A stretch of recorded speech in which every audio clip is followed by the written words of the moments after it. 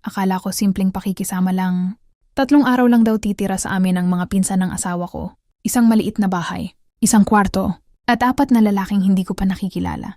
Sa totoo lang, ayoko sana. Pero dahil mahal ko ang asawa ko, pumayag ako.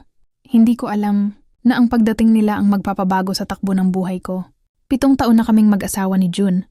Hindi perpekto. Madalas may tampuhan. Minsan malamig. Minsan parang magkasama na lang kami dahil nakasanayan. Hanggang dumating sila.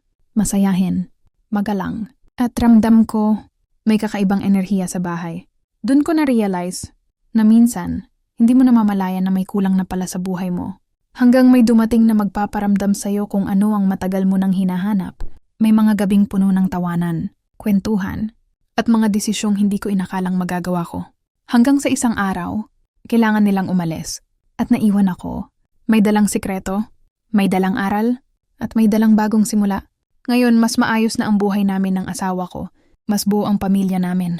Pero may mga alaala na mananatiling tahimik na bahagi ng nakaraan ko. Ako si Michelle. At ito ang kwento ng si Pinsan pala.